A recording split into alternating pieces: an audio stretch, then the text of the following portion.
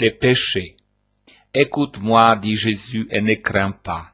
Personne n'est exempt de la possibilité de commettre le péché. Mais si tu en connaissais la laideur, tu mettrais certainement toute ton attention à n'y point tomber, et tu te surveillerais bien pour fuir n'importe quelle occasion proche ou lointaine, afin de ne pas offenser ton Dieu en pensée, en parole et en action. C'est pourquoi défie-toi toujours de toi-même, car grande est la faiblesse humaine. Défie-toi toujours de toi-même, afin que tu n'aies pas à connaître l'abattement, ni à éprouver d'amères désillusions pour avoir trop présumé de toi et fondé sur toi ta propre sécurité. Sois prudent, agis comme une personne à qui l'on aurait confié la garde d'un trésor très précieux et qui, le perdant, en perdrait la vie. Il faut de la volonté. Les occasions qui environnent l'homme sont très nombreuses. Je veux dire les occasions de péché, et l'on s'en garde difficilement. Il faut beaucoup de bonne volonté et le secours du Seigneur. De même qu'il faut de la volonté pour commettre un péché, de même en faut-il pour les fuir. De ce choix dépend la faculté de faire le bien ou le mal, de faire le mal ou de l'éviter. Vous êtes libre, c'est vrai, mais vous ne pouvez être indifférent, comme Dieu lui-même n'est pas indifférent. De ce choix, en effet, dépend votre bonheur ou votre malheur, et surtout les péchés offensent celui qui, après avoir créé et racheté, ne désire pas autre chose que de vous voir éternellement heureux avec lui au ciel. Réfléchis donc attentivement. Qu'est-ce que le péché? C'est s'éloigner de Dieu, c'est se tourner vers les créatures pour y trouver des satisfactions illicites ou défendues. C'est faire de son moi une divinité, en refusant de soumettre à la loi établie par Dieu son esprit avec ses pensées, ses goûts, ses actions, son cœur avec ses sentiments. C'est dire à Dieu par les actes plus que par les mots, je ne veux pas te servir. L'homme a été placé dans le monde pour connaître, servir, aimer le Seigneur Dieu. Connaître Dieu à travers ses œuvres, à travers la révélation venue de Dieu même, et de moi, dit Jésus, le Fils de Dieu incarné. Les œuvres merveilleuses de Dieu, il suffit d'ouvrir les yeux pour les voir, et il suffit de la simple raison pour remonter au Créateur à partir d'elle. De même qu'en voyant un beau tableau, tu penses à celui qui l'a peint. Il y a la révélation parvenue jusqu'à vous par l'intermédiaire des personnages de l'Ancien Testament. Ceux-ci reçurent directement de Dieu ses commandements et ses enseignements, et ils les transmirent dans ce livre inspiré, qui sont comme une grande lettre que Dieu écrit à l'humanité. Et il y a cette partie de la révélation que je vous ai donnée durant ma vie mortelle, dit Jésus, en vous faisant connaître quelques vérités que vous n'auriez pas pu découvrir tout seul. C'est l'Église, fondée par moi, dit Jésus, qui est la dépositaire de cette doctrine et de cette révélation. Il y a la loi. Or donc dans l'Église, avec la doctrine, il y a la loi et avec elle les moyens de pouvoir l'observer. Grâce à l'Église, vous pouvez donc connaître Dieu, ses mystères, ses attributs et ses lois. Connaissant Dieu, et vous le connaîtrez plus à fond par l'étude des vérités que l'Église vous enseigne, vous l'aimerez. L'amour vient de la connaissance. Voilà pourquoi je te dispense ces leçons. Je veux réveiller en toi et en tes proches cet amour de Dieu qui est un devoir, un bonheur, même en cette vie, grâce à la connaissance de vérité éternelle. Plus on connaît Dieu et plus on l'aime. Il ne peut en être autrement. De cet amour découle le désir de le contenter en tout, en accomplissant non seulement ses commandements, mais encore ses conseils, et en prévoyant ses désirs, si c'était possible. Quand l'amour de Dieu est puissant dans une âme, presque automatiquement, celle-ci est portée à l'héroïsme. d'où la foule des saints, celle des martyrs, qui n'est certainement pas limitée au nombre de ceux que vous fêtez habituellement, mais qui, en une foule innombrable, remplissent les sphères célestes. Ainsi devraient vivre les hommes, en s'efforçant de connaître Dieu, de l'aimer de tout leur cœur, d'obéir à ses lois.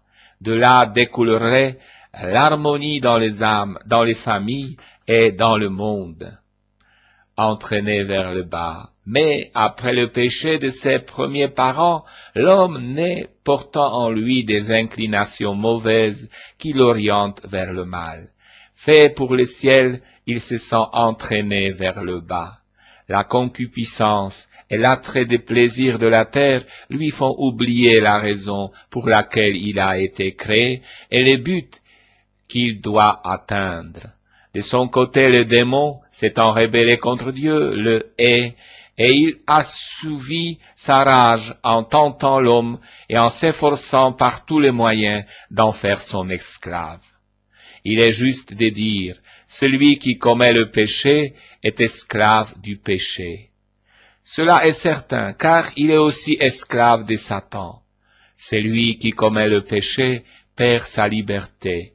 Et s'il ne cherche pas immédiatement à y remédier, en se tournant vers Dieu et en recourant au sacrement pour retrouver la grâce perdue, il tombera d'un péché dans l'autre. Il fera comme celui qui, dans une descente rapide et à la suite d'un faux pas, roule le long de la pente jusqu'au fond du précipice.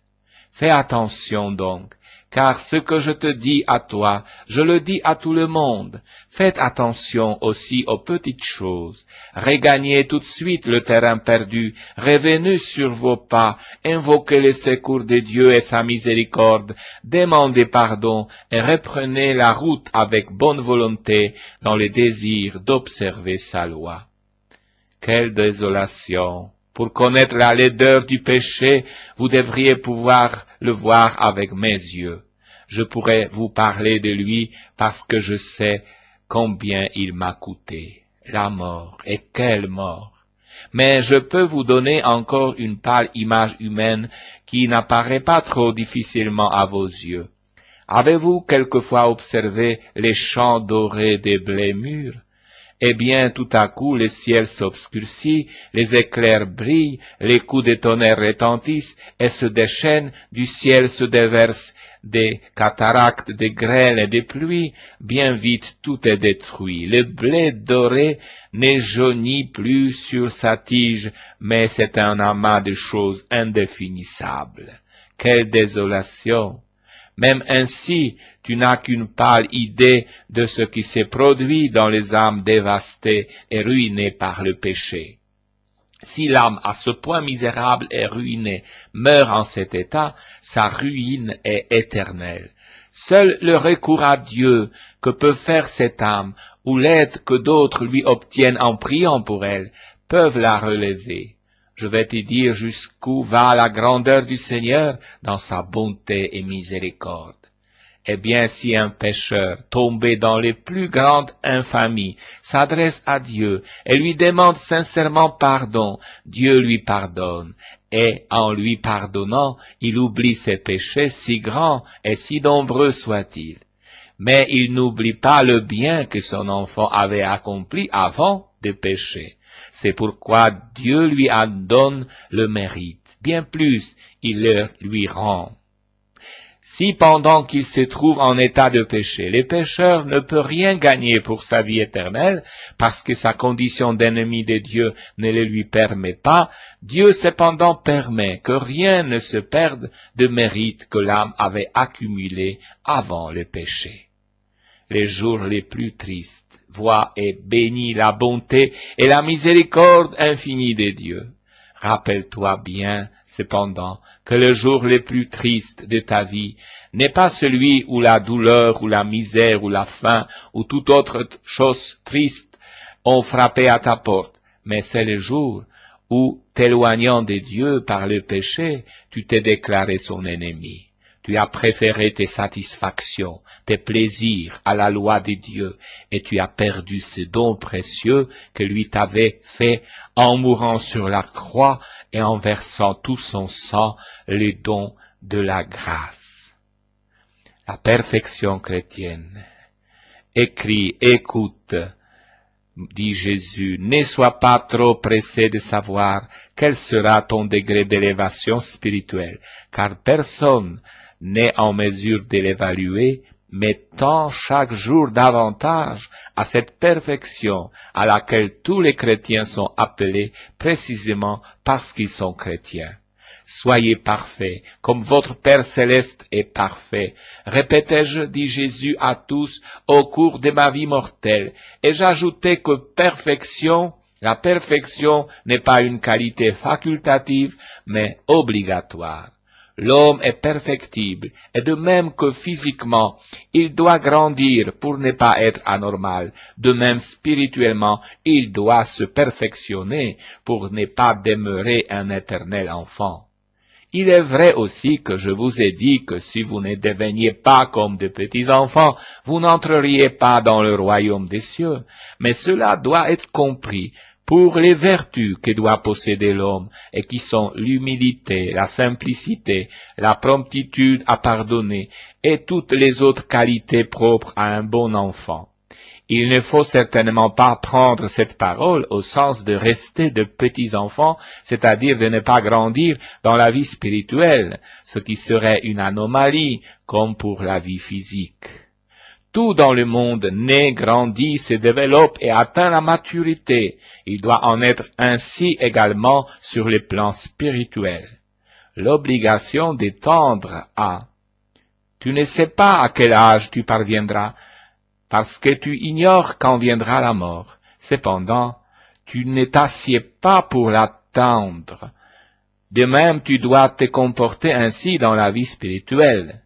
Tu ne sais pas quand le Seigneur te demandera compte de toi, de l'état de ton âme, ni à quel degré tu es parvenu sur le chemin de la perfection. Peu importe.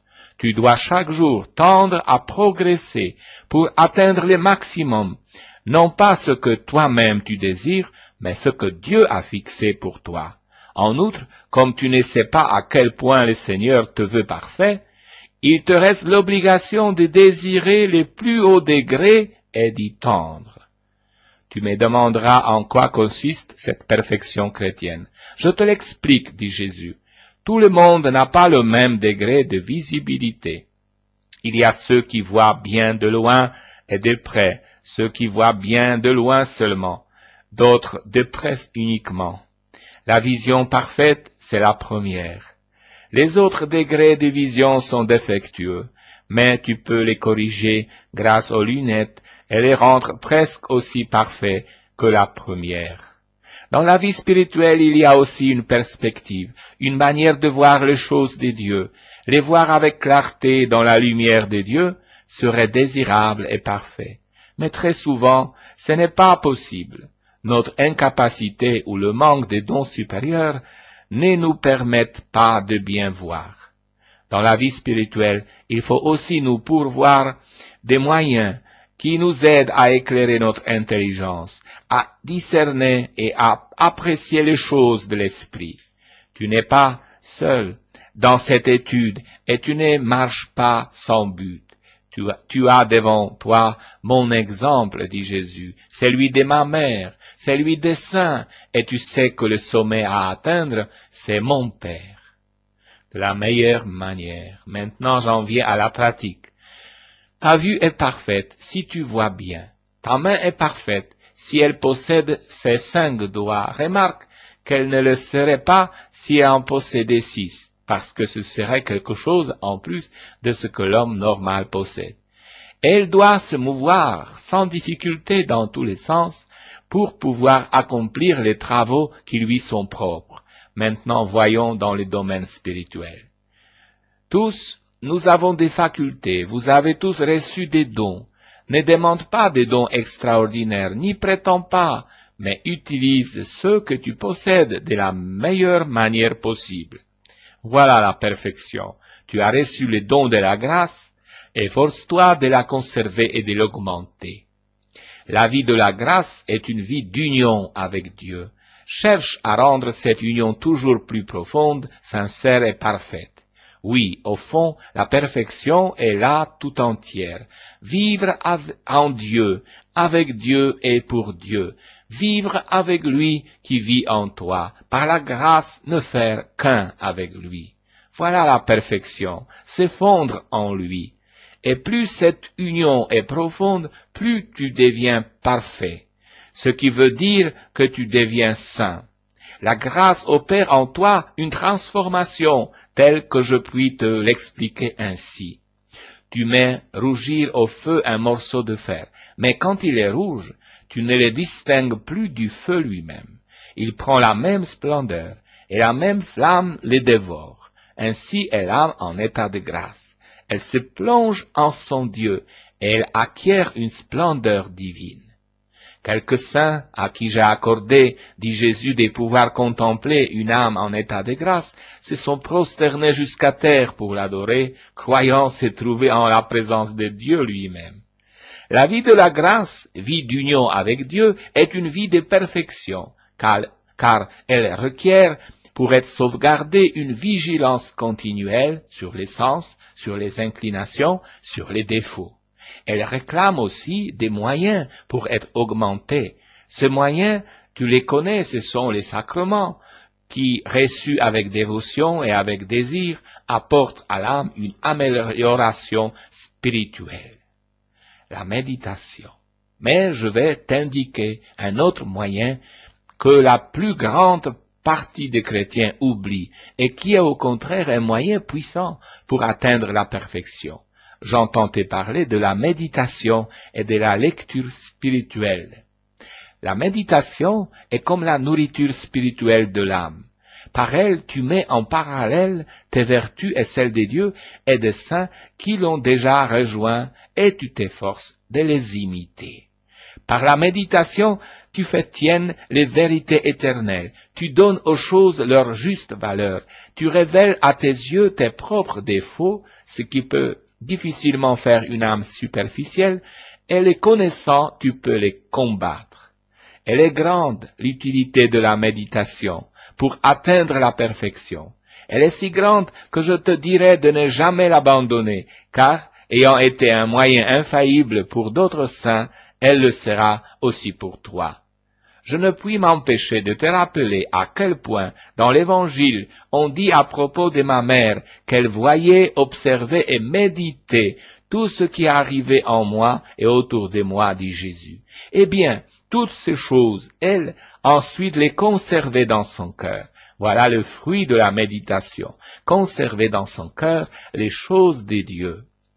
Ma mère, dit Jésus, les conserva si bien qu'après ma mort, elle put être celle qui enseigna les apôtres, la mère de l'Église naissante. Elle fut en mesure de répéter aux premiers chrétiens les enseignements que je lui avais moi-même donnés. Sache donc élever ton esprit de la terre au ciel et de la méditation de ma vie, des mystères et des vertus contenus en elle, sache retirer les enseignements nécessaires à ta vie spirituelle. Sache y progresser jour après jour pour la gloire de Dieu et pour ta gloire future et éternelle. Le salut de l'âme au-dessus de tout. Face à la richesse et à l'intérêt que les hommes lui portent, Jésus manifeste sa liberté. Or, quelqu'un parmi la foule lui dit, « Maître, dis à mon frère de partager avec moi l'héritage. » Mais il lui dit, « Homme, qui m'a établi pour être votre juge ou faire vos partages ?» Évangile de Luc 12, 13 à 14. Pour nous mettre encore mieux en garde contre les mirages de la richesse, il nous raconte la parabole du riche qui était fou. Faites attention et mettez-vous en garde contre toute avarice, car lorsque quelqu'un est dans l'abondance, sa vie ne consiste pas dans ce qui lui appartient. Évangile de Luc 12, 15. Aux riches qui pensaient être en sécurité, Dieu dit, insensé, cette nuit on te redemandera ton âme. Et ce que tu as préparé, à qui sera-ce? Ainsi en est-il de celui qui thésaurise pour lui-même et n'est pas riche en vue des dieux. Évangile de Luc 12, 20 à 21. La vraie liberté chrétienne consiste à regarder les biens de la terre à leur juste valeur. Les moyens n'ont pas de maître. Il s'agit d'en user intelligemment pour faire avancer le royaume des dieux. Une seule richesse valable, celle puisée en Dieu, à la source de toute vie. Jésus nous rend l'espérance en l'homme et ne le rabaisse pas à ce qu'il possède. La confiance en la divine providence. L'âme n'est-elle pas plus que la nourriture et le corps plus que les vêtements? Évangile de Matthieu 6, 25 à 34. Tout au long de ce passage, Jésus nous parle de Dieu. Il veut nous faire sentir qu'avant tout, à notre égard, Dieu est Père. Et voici que de son cœur jaillit les plus beaux poèmes sur la tendresse de Dieu envers l'homme. Tous ces passages ne forment qu'un bloc d'une seule venue. C'est le Père qui lui dicte et lui donne cette unité de cœur.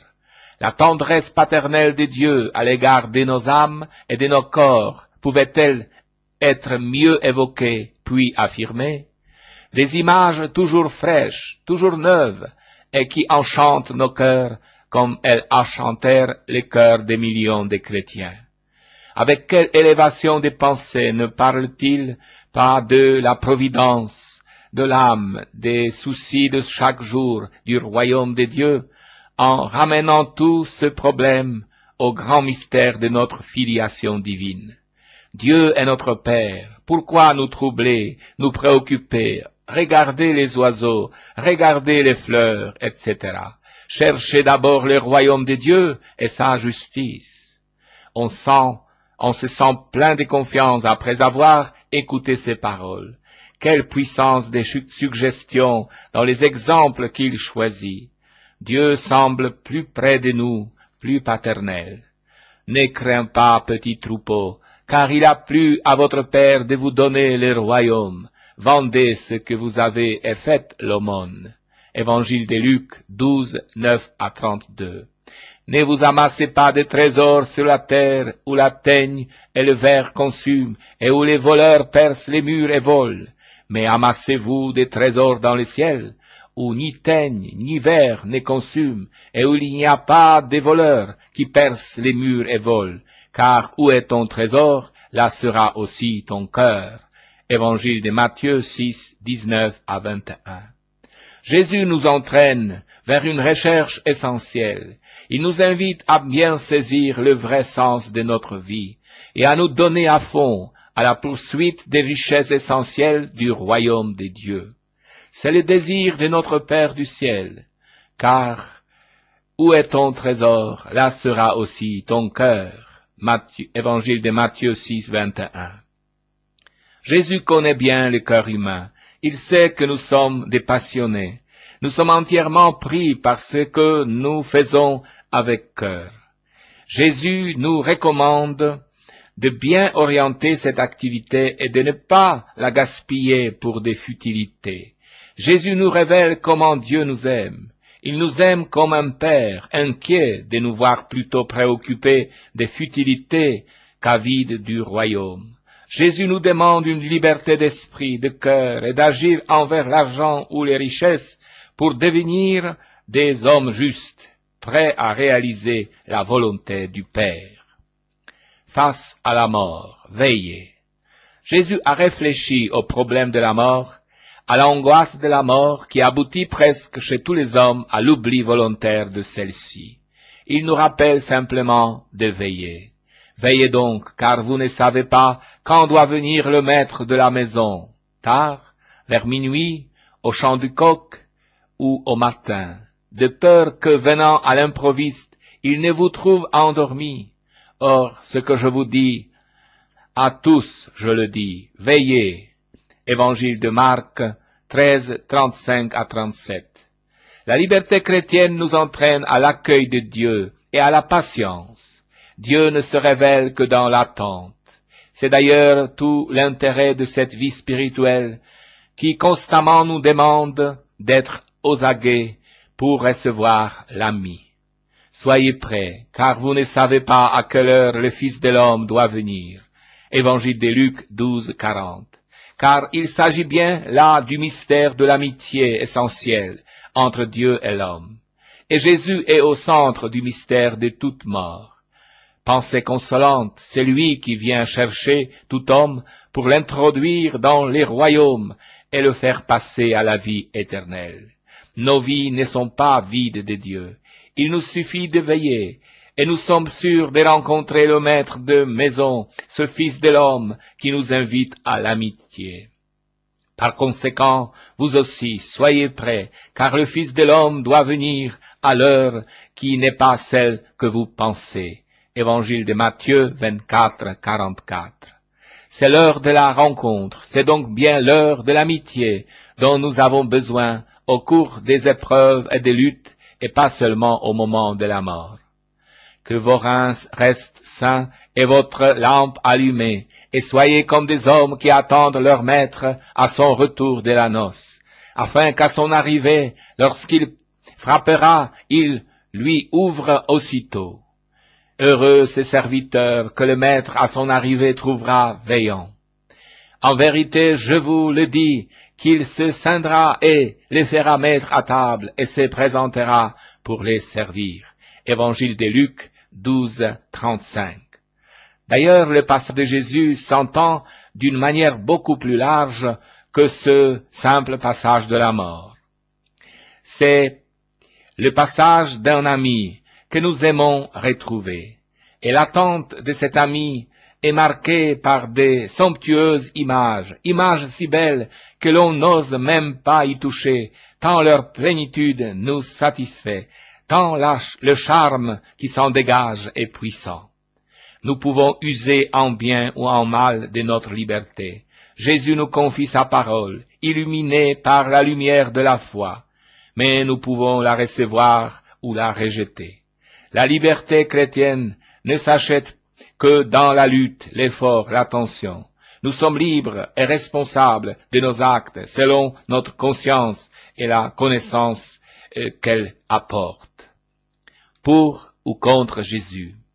Jésus n'est pas venu apporter la paix et la tranquillité, mais la lutte. Tous ceux qui se donneront à lui sans trêve devront lutter contre eux-mêmes et contre les mentalités régnantes. Je suis venu jeter un feu sur la terre. Combien je voudrais qu'il fût déjà allumé, mais je dois recevoir un baptême, et combien je suis angoissé jusqu'à ce qu'il soit accompli. Évangile de Luc 12, 49, 50. Et Jésus nous avertit de ce qui arrive à tout fidèle disciple au cœur même de sa propre famille.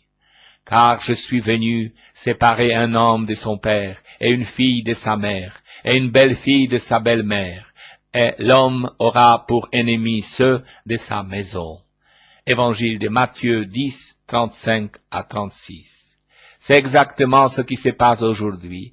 La mentalité des fils et de filles est souvent diamétralement opposée à celle des parents vis-à-vis de l'amour, vis-à-vis de l'Église, vis-à-vis de l'autorité et de la liberté, etc.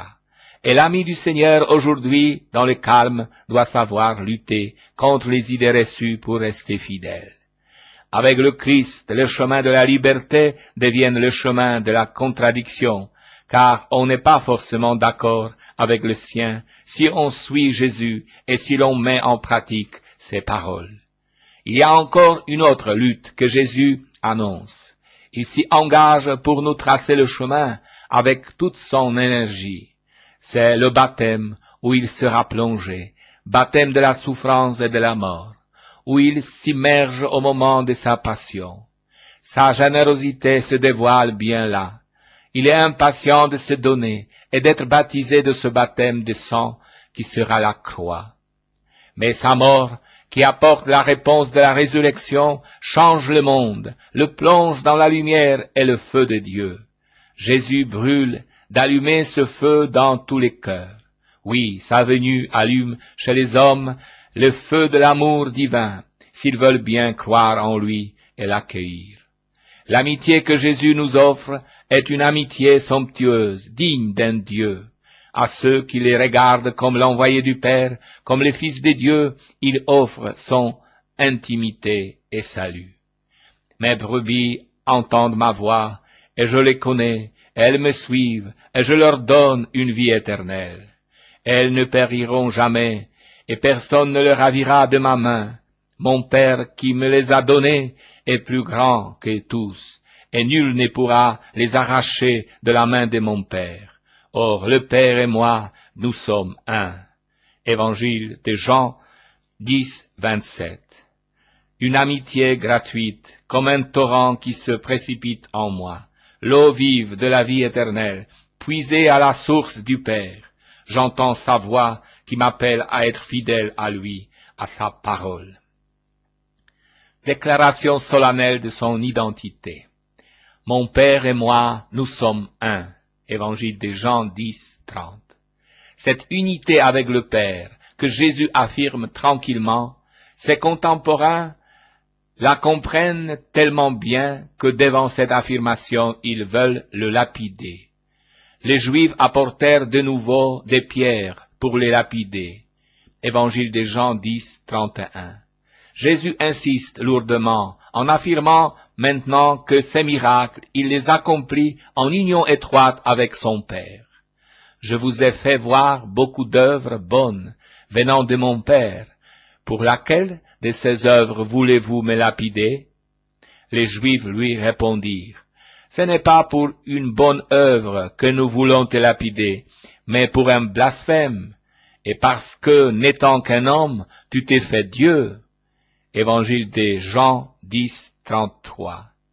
Loin de s'affoler à cette affirmation, Jésus la renforce, car dans sa réponse, il se distingue soigneusement de nous et affirme encore plus énergiquement sa divinité et son unité de vie avec le Père. Car si l'Écriture dit de tous les hommes, vous êtes des dieux, à combien plus forte raison ce fait convient-il à celui qui fait les œuvres du Père et qui est son envoyé? N'est-il pas écrit dans votre loi, j'ai dit vous êtes des dieux? Si elle a donné le nom de Dieu à ceux auxquels fut adressée la parole de Dieu, et l'Écriture ne peut être récusée. À celui que le Père a consacré et a envoyé, vous dites, tu blasphèmes parce que j'ai dit, je suis le Fils de Dieu. Évangile de Jean 10, 34 à 36. Jésus va donc aller encore plus loin dans l'affirmation de son identité en tant qu'envoyé du Père et son propre Fils. Il insiste sur cette unité entre lui et le Père. Les miracles qu'il opère ses mains témoignent qu'une même vie, une même puissance unissent le Père et son envoyé. Si je ne fais pas les œuvres de mon Père, ne me croyez pas. Mais si je les fais, si vous ne croyez pas, croyez en mes œuvres, afin que vous sachiez et connaissiez que mon Père est en moi et que je suis dans mon Père. Évangile de Jean 10, 37 à 38. On ne peut être plus clair. D'ailleurs, les Juifs, furieux de son blasphème, cherchèrent donc de nouveau à le saisir, et il échappa à leurs mains. Évangile de Jean 10, 39. Jésus enseigne et guérit. Et parti de là, Jésus vient dans la région de la Judée et au-delà du Jourdain. Et de nouveau les foules se joignent à lui sur la route, et de nouveau il les instruisait, comme il avait coutume de le faire. Évangile de Marc 10, 1. Jésus aime la foule et il l'enseigne. C'était irrésistible chez lui. Il enseignait tant il sentait une ignorance profonde en face de la simplicité du mystère de Dieu, son Père. Et il les guérit dans cet endroit. Évangile de Matthieu 19, 2. Il enseignait, il guérissait. Jamais chez lui la science n'étouffe la tendresse. C'est l'homme qu'il aime, l'homme ignorant et fragile, pour lui apporter la connaissance de Dieu et la vie, à travers la santé, prélude de la vie éternelle. Jean évangéliste précise, Et Jésus s'en alla de nouveau au-delà du Jourdain, dans le lieu où Jean-Baptiste avait d'abord baptisé. Et il demeurait là, et beaucoup vinrent à lui. Évangile de Jean 10, 40 à 41. Il y eut connivence entre Jean et Jésus. Jean a si bien décrit son ami, lui l'ami de l'époux, que ses propres disciples et les foules accourus pour l'écouter reconnaissent Jésus comme le Sauveur et ils croient. Jean évangéliste, disciple du Baptiste, rend ce témoignage à son maître qu'il admire. Aussi fait-il dire aux foules, Jean n'a fait aucun miracle, mais tout ce que Jean a dit de celui-ci, Jésus, était vrai, et beaucoup crurent en lui dans cet endroit. Évangile de Jean 10, 41 à 42. Jésus est le mystère du salut. Seigneur, dis-nous s'il y aura peu de sauvés. Évangile de Luc 13, 23. La réponse de Jésus est à prendre avant tout en fonction d'Israël. Son nationalisme et son conformisme l'enferment dans une vision où l'on passe à côté de l'essentiel. De toute manière, l'Orient et l'Occident, eux aussi, sont appelés à la table d'Abraham. Et Jésus, pour nous parler du royaume, prend souvent l'image du banquet. Dieu notre Père nous invite à la fête où tous les peuples de la terre partageront sa vie et son bonheur. Or, je vous dis que beaucoup viendront de l'Orient et de l'Occident et prendront place à la table avec Abraham et Isaac et Jacob dans le royaume des cieux, tandis que les fils du royaume seront jetés dans les ténèbres extérieures, là où il y aura des pleurs et des grincements de dents. Évangile de Matthieu 8, 11 à 12. À cette question précise, y aura-t-il beaucoup de sauvés? Jésus ne répond que par le conseil de s'y préparer. Car pour lui, le salut, la transformation de nos mentalités, la recherche de la vraie vie se réalise toujours dans la lutte. Le chemin de la liberté est une ascension. Luttez pour entrer par la porte étroite. Car beaucoup, je vous assure, chercheront à entrer et ne le pourront pas, après que le maître de la maison se sera levé et aura fermé la porte, et que vous commencerez à vous tenir dehors et à heurter la porte en disant, Seigneur, ouvre-nous, et il vous répondra, je ne sais d'où vous êtes. Évangile de Luc 13, 24 à 25. Oui, le royaume de Dieu souffre violence. Ce qui compte pour Jésus, ce ne sont pas les belles promesses et les belles paroles, Seigneur, Seigneur, mais les attitudes courageuses pour s'engager résolument sur le chemin difficile du royaume. Il s'agit d'accomplir la volonté du Père, sous peine de s'entendre dire la terrible parole, « Je ne vous ai jamais connu, retirez-vous de moi, vous artisans d'iniquité. » Évangile de Matthieu 7, 23. Si on réfléchit bien, Jésus affirme à ses contemporains que le malheur absolu, c'est de l'ignorer. Jésus et sa mission, les desseins de Dieu. Alors que Jésus se trouve dans la province gouvernée par Hérode Antipas, les pharisiens bien intentionnés s'approchèrent de lui et lui dirent, « Sors d'ici et va-t'en, car Hérode veut te tuer. » Sa réponse témoigne et de son courage et de son indépendance face au pouvoir. Il se moque d'Hérode, car la mission qu'il tient de Dieu sera accomplie malgré ce roi fantoche et astucieux. Allez dire à ce renard, voici aujourd'hui et demain, je chasse des démons et j'accomplis des guérisons, et le troisième jour, je suis consommé. Cependant, aujourd'hui et demain, et le jour suivant, je dois être en route, car il ne convient pas qu'un prophète périsse en dehors de Jérusalem. Évangile de Luc 13, 32. Il donne comme sens premier à sa mission ces deux points, chasser les démons, guérir les malades. Les démons, c'est celui qui se met en travers de l'annonce de la bonne nouvelle et détruit l'homme spirituel. Les guérisons de Jésus affirment que Dieu ne veut pas le mal, même s'il existe momentanément pour l'homme.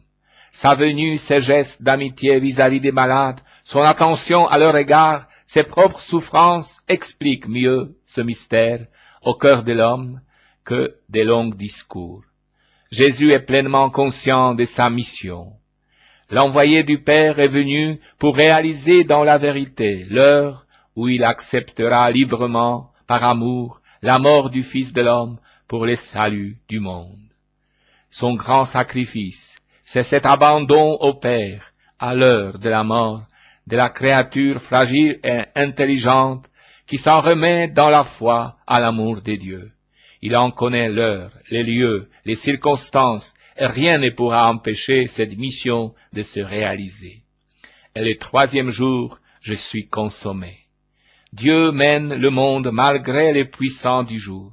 Jésus nous l'affirme avec force. La grande espérance du salut se réalisera malgré les ruses d'Hérode qui n'est à ses yeux qu'un renard. Face au pouvoir, il faut savoir dire et crier les droits de Dieu. Pour Jésus, l'homme passe avant le sabbat. Un jour de sabbat, comme Jésus était entré dans la maison d'un des principaux pharisiens pour prendre son repas, eux-mêmes l'observaient. Évangile de Luc 14, 1 à 2. Il n'a aucun complexe et va manger chez les pharisiens, même les plus haut placés. C'est à table qu'il parle facilement. Il aime les repas où l'on parle et discute. Et voici qu'un hydropique se trouvait devant lui. Et Jésus, prenant la parole, dit au docteur de la loi et aux pharisiens, est-il permis ou non de guérir les jours du sabbat? Mais eux gardèrent le silence.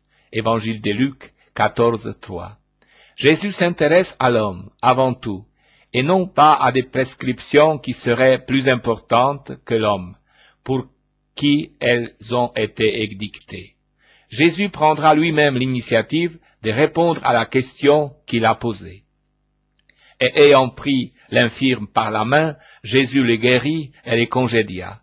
Puis il leur dit, « Qui d'entre vous, si son fils ou son bœuf tombe dans un puits, ne l'en retire pas aussitôt un jour de sabbat? » Et à cela, ils ne purent rien répliquer. Évangile de Luc 14, 4 à 6. C'est l'homme qui pour lui est premier, et la religion est toute faite pour conduire, relier l'homme à Dieu, et non pas sacraliser des rites ou au mépris de l'homme. Les mains du Seigneur sont aussi vives que son cœur. Jésus et ses conseils. Jésus disait aussi à celui qu'il avait invité, « Lorsque tu donnes à déjeuner ou à dîner, ne prie pas tes amis, ni tes frères, ni tes parents, ni tes voisins riches, car ils pourraient t'inviter à leur tour eux aussi, et ta politesse te serait rendue. Mais lorsque tu donnes un repas, invite les pauvres, des estropiés, des boiteux, des aveugles, et tu seras heureux de ce qu'ils ne sont pas en état de te rendre, car on te le rendra lors de la résurrection des justes. » Évangile de Luc 14, 12 à 14. L'humour, c'est que Jésus ose donner ses conseils alors qu'il dîne chez un des principaux pharisiens. Le chemin de la liberté pour Jésus passe par l'invitation des pauvres. Ce chemin passe par un choix difficile, car notre respect humain stoppe devant une invitation à notre table d'un pauvre, d'un estropié, d'un boiteux, d'un aveugle. Il nous faut, pour être libres et heureux, oser, comme Jésus a osé parler aux riches pharisiens qu'il avait invités. Il y a un bonheur, une joie qui consiste à s'occuper du malheur et de la souffrance des autres. Nous sommes bien loin, nous-mêmes, de suivre les conseils de Jésus, car inviter un pauvre à notre table ne nous préoccupe pas beaucoup. Nous préférons les riches amis. Pour les autres, nous les renvoyons aux services sociaux. Et pourtant, une des béatitudes pour Jésus, c'est de s'occuper des pauvres dans la vérité, servir les petits et les plus démunis. Tu seras heureux. Examen de conscience. Mon fils bien-aimé, mon ami, dit Jésus, reviens sans cesse sur toi-même pour voir de quelle manière tu chemines dans la vie spirituelle. Rappelle-toi que s'arrêter veut dire reculer, car de même qu'une barque sur la mer ne peut rester immobile, mais doit, à force des rames, suivre une direction. De même, dans la vie spirituelle, conduite par Dieu, tu dois prendre une direction, tu dois avoir un but et la volonté de l'atteindre. Tu ne dois pas aller de l'avant au hasard, mais de temps en autre, tu dois vérifier ta position. J'entends par là te parler de l'examen des consciences. Il est indispensable à la bonne marche de l'âme, non seulement comme préparation à la confession, mais comme continuelle vérification afin de vous assurer que tout marche dans l'ordre. C'est vous mettre devant Dieu et grâce à sa lumière rentrer en vous-même, non pas seulement pour voir en quoi vous êtes tombé, en quoi vous avez offensé Dieu et le prochain, mais aussi pour constater quel progrès vous avez fait dans la vertu. Mon ministre, mon ami, l'examen de conscience qui, parmi les chrétiens, a presque été banni, doit revenir faire partie de votre vie de piété, afin que vous cultiviez mieux votre vie intérieure, la seule qui ait beaucoup d'importance. Tu remarques des troubles dans ta personne, tu cherches à les identifier, tu en ressens les symptômes, tu penses à une maladie et tu consultes le médecin, ou bien tu prends les remèdes nécessaires. Il doit en être de même pour l'esprit. En t'étudiant toi-même, tu découvres tes défauts et tu as recours au médecin céleste qui est moi, dit Jésus. Comme je te connais à fond, tu peux t'éclairer et t'aider. Tu as recours aussi à celui qui, dans le sacrement de la confession, me remplace et te parle en mon nom, mon ministre, le prêtre. Avec mon aide, en lui exposant tes défauts et aussi tes imperfections, tu peux réussir à t'améliorer, à te corriger, à progresser dans la vertu et dans la sainteté. Rappelle-toi mes paroles et mets-les en pratique. Le temps d'une courte halte et d'une brève rentrée en toi-même, tu peux toujours les trouver. Cependant, ne les renvoie pas au soir, alors que, fatigué, tu désires te reposer. Trouve-les dans une heure quelconque de la journée. Quand tu pries, place-le au début de ta prière. Il te servira à te mettre dans une attitude d'humilité devant Dieu. Tu pourras lui demander pardon avant de lui adresser tes supplications, et cela attirera sur toi son regard bienveillant et ses grâces. Objet de réflexion. Examine-toi si tu t'approches du sacrement de l'Eucharistie en te rappelant les paroles de l'apôtre Paul. Celui qui mange indignement le corps du Christ mange et boit sa propre condamnation. Prends comme base de ton examen de conscience l'amour du prochain, car si tu l'exerces, il est certain que l'amour de Dieu, lui non plus, ne te manquera pas. Cependant, fais entrer aussi comme l'objet de réflexion ton comportement vis-à-vis des bonnes inspirations qui te viennent, afin que tu puisses voir jusqu'où arrive ta générosité dans la correspondance à ces inspirations. Ainsi, devant Dieu, tu pourras t'accuser non seulement des fautes que tu commets en pensée, en parole, en action, mais aussi de ces péchés d'omission que personne ou quelques-uns seulement croient devoir détester. Je t'ai donné un petit enseignement qui te sera très utile, à toi et à toutes les âmes qui désirent la perfection, qui désirent se corriger de leurs défauts, modérer leur caractère, et si elles en ont l'autorité, aider les autres à se perfectionner. Une grave calamité. Mon ami, dit Jésus, une grave calamité pèse sur le monde. Invite tout le monde à la prière et à la pénitence. Offre continuellement au Père éternel le cœur de ma maman, et mon sang, ma passion et ma mort, dit Jésus. Offre les cœurs de tous les hommes de la terre. Renouvelle-lui ton offrande, décidé à te sacrifier pour le bien de tout le monde. Ô hommes, mes enfants, vous que j'ai tant aimés et que j'aime tant, quand comprendrez-vous que la cognée est à la racine? Attendez-vous peut-être que le feu du ciel pleuve sur vous pour vous convertir? Ou attendez-vous que la main du Père éternel s'appesantisse sur vous et vous écrase? Amusement, luxure et péché, égoïsme, avidité, orgueil triomphant. Vous, du moins, soyez du petit nombre de ceux qui, décidés à une véritable conversion, s'interposent entre le monde et Dieu.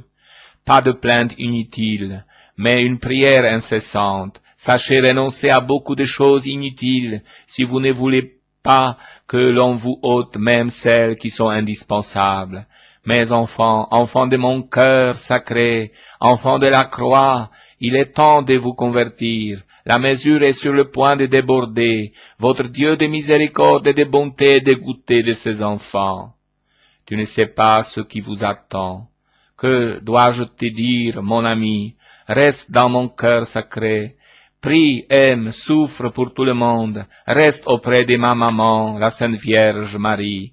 Je protégerai ta maison et ceux qui l'habitent, mais supplie tout le monde de changer de vie. Toi, tu ne sais pas ce qui vous attend. Oh, mon ami, je regrette de te le dire. Je sais que tu n'aimes pas de semblables messages, que tu qualifies de terroristes, mais comment puis-je te taire les grands malheurs qui menacent les hommes? Un bon père peut-il cacher à ses enfants les dangers au-devant desquels ils vont ou le précipice dans lequel ils posent les pieds? Je t'en conjure, mon ami, fais entendre et parvenir ta parole au plus grand nombre possible, afin qu'il ne soit pas trop tard. Adresse-toi aux autorités religieuses que tu connais et fais-leur savoir ma volonté, que l'on prescrive des prières publiques et des réparations, que l'on ajoute au saint sacrifice une supplication spéciale à Dieu. Veuille le Père, encore une fois, se laisser toucher par la pitié en faveur de ce peuple ingrat et infidèle et retirer sa main qui déjà pèse trop sur lui. Priez, suppliez la Sainte Vierge de vous aider. Ne cessez jamais de la supplier. Oh, mes enfants, la catastrophe est horrible. Priez, priez, priez. Un grand pèlerinage. Le monde des hommes est comme un pèlerinage qui va de la terre au ciel. Tous y participent, même à leur insu. Quelques-uns croient qu'après un bref chemin tout finit. D'autres pensent renaître peut-être sous une autre forme.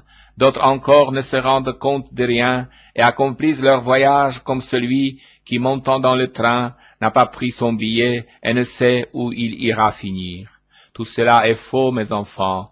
Le bref chemin de la vie, et toi qui lis les journaux et entends sans cesse parler de mort, tu peux voir, toi aussi, combien ce chemin est court, ne peut être accompli sans un but, et au hasard, comme fait l'homme stupide qui ne se rend compte de rien. Il faut se rendre compte de la réalité et tendre au but avec la sagacité selon laquelle celui qui ne veut pas gaspiller son temps prépare tout du matin au soir et du début à la fin du jour de sa vie. Oh, si vous étiez tous ainsi en route vers le ciel, où d'autres vous attendent, mais non, pas tous ceux qui vous ont précédés, car beaucoup se sont perdus en cours de route et ne sont pas arrivés au salut. Regardez le but, tendez-y, mes enfants, si vous voulez que votre vie soit mieux organisée, plus utile et plus heureuse. Vous verrez comme les choses de la terre vous sembleront futiles. Toute perte vous paraîtra un gain. Chaque jour qui passe vous fera vous réjouir, car vous verrez s'approcher de vous le dernier jour, celui de l'entrée dans la patrie. L'unité de pensée, le même but auquel vous tendez, doit vous enserrer dans une même étreinte avec tous vos frères du monde. L'amour vous rend frères. Ô mes enfants, dit Jésus, comme je voudrais vous donner mon cœur ardent d'amour pour que vous puissiez vous aimer. Seul l'amour vous rend frères et sœurs et vous fait vivre en Dieu. Celui qui a de la haine est dans la mort. Aimez-vous, mes enfants, que l'amour vous unisse en Dieu de manière à ne former qu'un corps et qu'une âme. Maintenant, accueille mon invitation et communique-la aussi aux autres, afin que l'on prie pour ceux qui ne sont pas dans la vérité. Égarés par des fausses doctrines et par des hérésies, ils ont abandonné la barque de Pierre. N'éprouvez-vous pas de pitié pour ceux qui marchent dans les ténèbres? Sollicitez donc le Père éternel pour qu'il fasse la lumière et pour qu'apparaisse la vérité, que l'erreur soit réfutée, que les errants reviennent et que ceux qui sont dans l'erreur changent d'avis. Aimez ces frères et sœurs que le schisme ou l'hérésie tiennent séparés, implorez leur conversion, mais que votre préparation spirituelle et votre instruction religieuse soient telles qu'elles puissent élucider leurs doutes et que vous-même, vous ne soyez pas entraînés dans l'erreur. Que la fausse idée selon laquelle toutes les religions sont bonnes ne vous séduise pas, même si celui qui possède une religion différente de la religion chrétienne catholique que je vous ai moi-même enseignée a la possibilité de se sauver, s'il est de bonne foi et respecte les commandements de la charité innés au cœur de l'homme. La vérité n'est pas semblable à l'erreur, et elle ne peut être qu'une. Dire que toutes les religions conviennent et se valent, cela revient à dire que l'erreur vaut autant que la vérité. Cela te paraît-il juste? Aie pitié aussi de ceux qui se refusent à voir la lumière qu'ils possédaient jadis et qui ne vivent pas en des terres lointaines, mais peut-être dans votre propre maison. Ils sont unis au corps de l'Église parce qu'ils sont baptisés, mais ils ne sont pas unis à l'âme parce qu'ils nient quelques vérités qui font partie du credo. La route du matérialisme. Ceux-là disent et pensent qu'avec la mort tout est fini. Ils préfèrent ressembler aux animaux plutôt que de penser qu'ils ont une âme immortelle, laquelle les rend supérieurs à toute créature. J'entendais parler du matérialisme, qui entraîne à sa suite des millions d'hommes, leur ôtant la pensée de la vie éternelle. On promet à ces hommes un paradis terrestre, en opposition à celui du ciel. C'est pourquoi ils refusent et oublient la récompense que Dieu réserve à ceux qui vivent dans sa grâce et son amour, pour s'attacher à la seule et misérable récompense humaine, si mince et de si peu de valeur, et pour lutter en vue de l'obtenir. La pensée d'un Père éternel très bon qui vit au ciel ne les réconforte pas et ne les encourage pas. Ils préfèrent s'appuyer sur une créature qui est aujourd'hui et qui demain ne sera plus et n'a pas la possibilité de les secourir dans leurs besoins. La route du matérialisme est une voie qui conduit à la haine, au crime, à l'immoralité et par conséquent au malheur. En effet, si l'on nie l'existence d'une âme immortelle, l'existence des dieux et du paradis, qui peut retenir l'homme devant les péchés? Prie, mon ami, priez tous pour ces enfants qui sont à moi, afin que, devant l'évidence des faits, ils retrouvent la lumière et la vérité. Rappelez-vous que Dieu est amour, vérité et bonheur. Celui qui les trouve tout. Il trouve la vie éternelle, et de cette vie terrestre, il commence à jouir avec lui de la paix véritable. La générosité. Mon ami, dit Jésus, je dois t'instruire de quelques vérités un peu méconnues et très importantes, non seulement pour vous-même, mais pour ceux qui concernent les autres. Je te parlerai de la générosité, vertu contraire à l'avarice. Une personne a d'autant plus de valeur, et elle est aussi d'autant plus appréciée des hommes que son cœur est plus grand. Avoir le cœur grand et généreux, cela signifie avoir une bonté à toute épreuve. Rares sont ceux qui répondent à l'invitation d'être généreux, car l'homme, compte tenu des exceptions, est plus porté à l'égoïsme et à l'avarice. Cependant, ce qu'il possède pas naturellement peut être une conquête à laquelle il doit tendre, car Dieu aime les cœurs ardents et généreux, et il déteste les cœurs étroits et mesquins. Tu feras très plaisir à Dieu. Cette vertu de générosité, tu dois l'exercer autant envers Dieu qu'envers le prochain, certain que si tu es généreux, c'est-à-dire plein de cœur et de bonté envers le prochain, tu feras très plaisir à Dieu. Sois toujours prompt et généreux à correspondre aux invitations d'amour que t'adresse le Seigneur. Écoute les bonnes inspirations qui t'envoient sans cesse de mille manières. Suis avec amour ses commandements et même les conseils qu'il t'adresse avec une paternelle bonté. Applique ton intention à prévenir les désirs de ton Dieu, payant ainsi de retour l'amour dont il t'a prévenu en t'aimant de toute éternité. Dieu ne te demande que de l'amour, mais c'est un mot qui renferme tout. C'est pourquoi donne-lui tout sans réserve, tes pensées, tes sentiments, tes actions. Ne garde rien pour toi, offre-lui tout. Cependant, fais en sorte que ce que tu lui offres soit digne de l'être. Chaque jour, tu donnes tout à ton Père. Tu es peu de choses, tu n'es rien. Tu es, pour le dire en chiffre, un zéro. Eh bien, devant ton zéro, place mon unité, et tu auras un nombre. Je vais t'enseigner comment tu peux le faire devenir un nombre de grandes valeurs. Voici, chaque fois que reconnaissant ton néant, tu t'unis à moi et tu opères avec moi en un sacrifice et une donation complète, tu ajoutes un zéro au nombre dont je suis le premier chiffre, moi Jésus-Christ. À partir de cette simple explication, tu comprends ce que valent ta journée et ta vie et quelle valeur immense elles peuvent assumer. Il me suffit que tu fasses tout ce que tu peux, avec le maximum d'application et d'amour, en reconnaissant ton incapacité, et moi je suis content. Et je répare ce qui est erroné, je récupère ce qui est à récupérer, je supplée à ce qui manque. En un mot, je complète et je remplace l'offrande pour qu'elle soit digne d'être présentée au Père éternel et pour qu'elle mérite la récompense éternelle. Voilà pour tout ce qui concerne ta générosité envers Dieu. Mais ton offrande ne peut être complète si tu n'exerces pas également cette vertu envers le prochain. Je te dis bien souvent que dans ton frère, c'est moi qui te dois voir. Il n'y a qu'une différence. Dieu, tu ne les vois pas, mais le prochain, tu les vois, mais c'est la même chose. Je ne dirai jamais non. L'amour de Dieu et du prochain se complète. Ils ne peuvent être séparés. Si tu dis au Seigneur que tu te donnes complètement à lui, que tu te mets à son service et qu'ensuite tu refuses à ton frère un service que tu pourrais lui rendre, tu refuses un service à Dieu. Qu'elle me rende heureux ces âmes qui ont pris comme point de repère de leur vie cette résolution.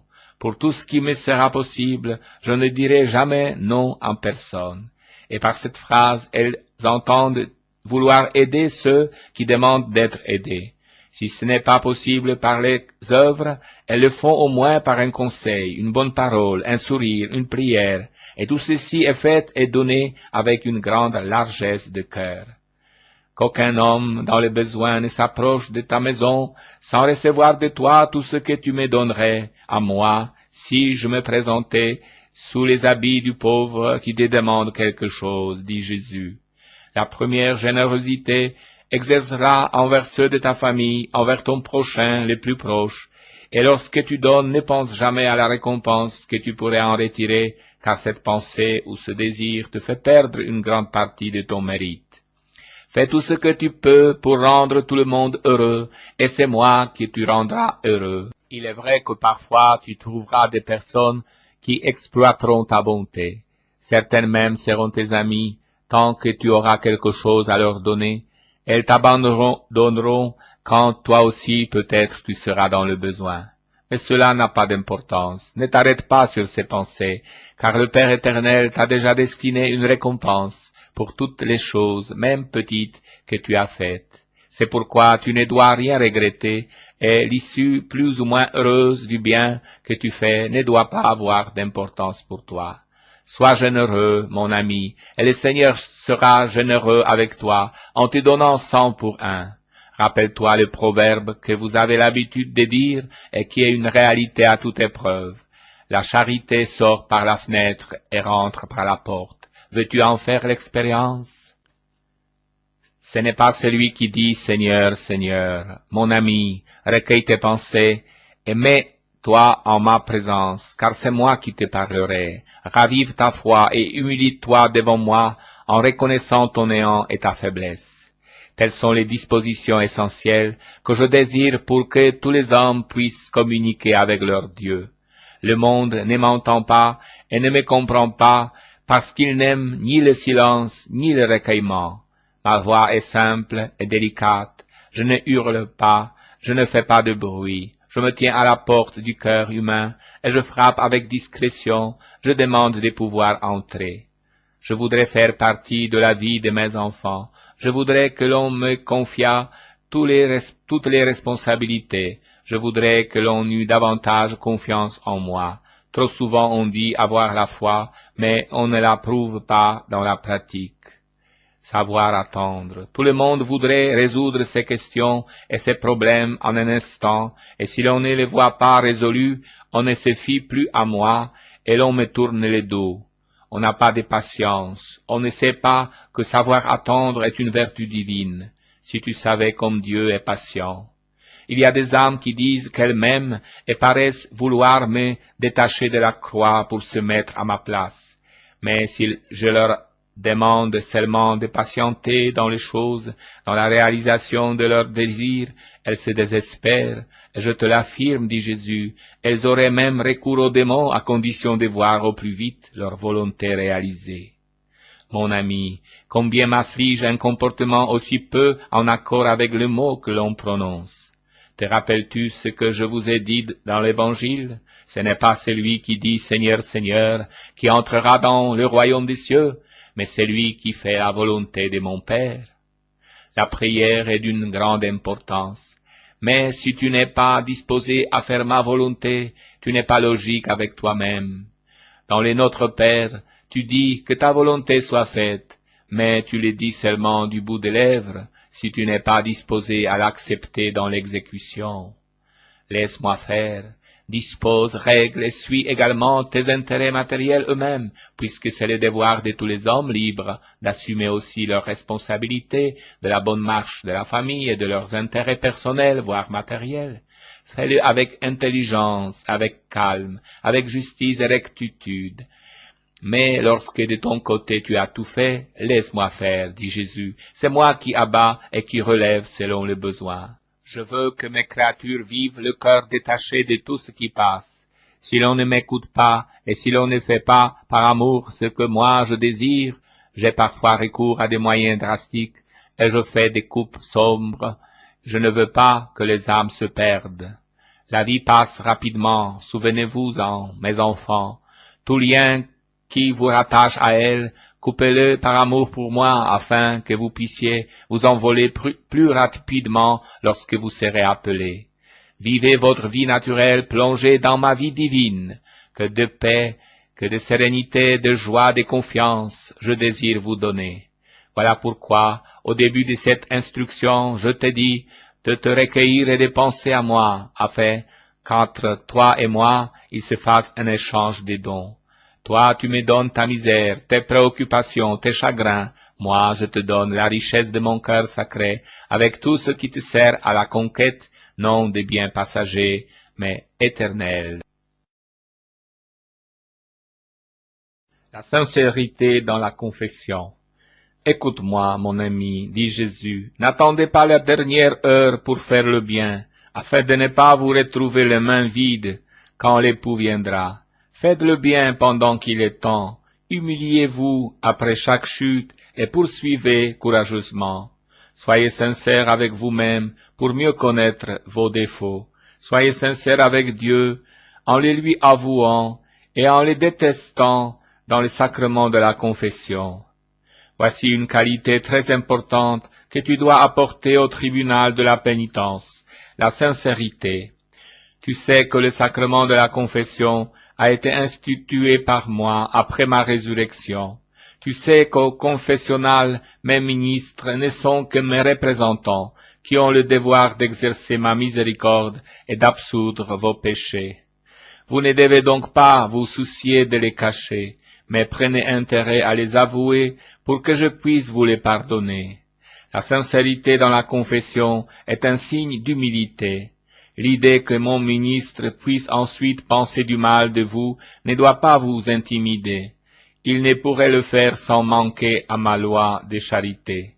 Et puis, quel intérêt auriez-vous à ce que les autres pensent du bien de vous, serait-ce même votre confesseur, qu'en n'usant pas de sincérité, vous pouvez certes rencontrer la bienveillance et l'estime d'une personne, mais non la mienne. Car je scrute l'intérieur, et je vois tout jusqu'au fond, je vois chaque péché avec toute sa malice. Usez de sincérité. Usez de sincérité dans ce sacrement, cela revient à jeter vos misères dans mon cœur, dit Jésus, à les jeter au complet et à vouloir leur destruction. Scrutez bien votre cœur quand vous vous préparez à recevoir ce sacrement, et cherchez la cause du mal. Un péché que vous détestez sous un aspect déterminé peut présenter une racine bien différente. Je vous l'explique. Une personne peut voler pour différents motifs, et c'est le motif qui compte. Une autre peut médire, et elle peut être poussée par divers autres défauts à commettre cette faute. Que l'on supprime ces défauts et la médisance, elle aussi sera éliminée. On peut médire par exemple par vanité, par envie, par habitude décommérée, etc. C'est pourquoi il n'est pas tellement nécessaire de dire le péché que de découvrir son origine. Si l'on supprime la racine du mal, tout le reste est éliminé. Quand vous allez vous confesser, vous allez chez le médecin. Ce n'est pas à lui qu'il conviendrait de cacher vos maux, et vous n'y tenez certainement pas, car vous avez le désir de guérir. Et le traitement sera plus efficace si après la description de vos maux, le médecin vous connaît mieux. Si tu veux vraiment soigner tes maux spirituels, expose-le à mon ministre et conforme-toi à ses conseils. Par là, je n'entends pas dire qu'en vous confessant, vous ayez à entrer dans les détails qui peuvent blesser l'oreille du confesseur, mais seulement j'insiste pour que tu découvres en toi-même l'origine de tes défauts et que l'on puisse t'aider à t'en corriger. Croyez-moi, mes enfants, dit Jésus, beaucoup de confessions sont nulles quand elles ne sont pas sacrilèges à cause du manque de sincérité. Quand vous vous confessez, jetez-vous à mes pieds en exposant tout avec clarté, mais aussi avec délicatesse, avec simplicité et grande foi, mais surtout avec sincérité, en dévoilant la malice de vos fautes à laquelle fera suite votre repentir. Je verserai mon sang sur votre âme, et par l'intermédiaire de mon ministre, vous recevrez de moi une grande lumière, grâce à laquelle il vous sera facile de vous corriger, de vous améliorer et même d'atteindre la perfection. Mes enfants, dit Jésus, priez, priez, les temps sont douloureux, très douloureux, les fléaux et les croix qui menacent le monde sont horriblement grands. Priez le Père éternel, faites intervenir ma maman pour qu'elle adoucisse les châtiments et vous prenne en pitié. Le Père est là de ce monde et ce qui vous attend est effroyable. Priez, mes enfants, aimez-vous, aidez-vous les uns les autres, pardonnez-vous mutuellement, ne gardez des rancunes contre personne, vivez en état de grâce, car les élus seront marqués au front et aucune puissance ennemie ne pourra les vaincre. Mais si vous ne vivez pas dans la grâce de Dieu, vous serez la proie du malin. Mes enfants, dit Jésus, faites pénitence et priez, priez, la dernière heure pourrait être proche. Invoquez mon grand archange Michel pour qu'il protège le monde. Pardonnez les offenses. Écoute-moi, mon ami, dit Jésus, fais bien attention à mes paroles qui retentiront à ton oreille, avec un peu de sévérité, et je te prie de ne pas les oublier. Je te parlerai de la loi du pardon. C'est une loi tellement sévère que si tu ne l'appliques pas envers les autres, Dieu lui-même ne l'appliquera pas envers toi. Et si Dieu ne te pardonne pas, qu'adviendra-t-il de toi? Je suis venu par faire la loi, alors qu'avant ma venue, on pouvait dire œil pour œil, dent pour dent. Par ma venue en ce monde, je vous ai enseigné, aimez vos ennemis, faites du bien à ceux qui vous haïssent, priez pour ceux qui vous persécutent. Rendez le bien pour le mal. J'ai enseigné par des paraboles, j'ai enseigné par l'exemple quel doit être le comportement de celui qui veut me suivre, comportement qui n'est pas facultatif, mais obligatoire, au point de devenir pour vous une loi de Dieu lui-même. Rappelle-toi la parabole de cet homme qui devait 100 talents à son maître et qui, ne pouvant les payer, fut pardonné par lui. Mais en sortant de la maison de son maître, l'homme rencontre un ami qui lui devait de l'argent. Il les maltraite et exige cet argent. Quand le maître vient à le savoir, il appelle son serviteur et le fait emprisonner. Cela se passera exactement ainsi. Pardonner est une condition indispensable pour être pardonné. On se servira pour vous de la même mesure avec laquelle vous aurez mesuré. Veux-tu savoir si le jugement du Père envers toi sera plein de bonté et de miséricorde? Vois si dans ta vie tu pratiques la bonté et la miséricorde. S'il t'est facile de découvrir les défauts de ton prochain, de les juger avec sévérité, comment pourras-tu prétendre à l'indulgence et à la miséricorde? Rappelle-toi que je vous ai donné l'exemple en tout, mais le plus bel exemple, je vous l'ai donné du haut de la croix. Père, pardonne-leur, parce qu'ils ne savent pas ce qu'ils font. N'appelle jamais des châtiments sur personne. Invoque lumière, repentir, conversion, amour. Demande toujours à Dieu de bénir ceux qui t'offensent, t'insultent, te calomnient, ceux qui te font du mal, et oublie le mal que tu reçois. Trouve toujours la bonne parole pour les cacher. Si le mal en lui-même est condamnable, celui qui le fait n'est pas toujours coupable. Laisse à Dieu le soin de juger.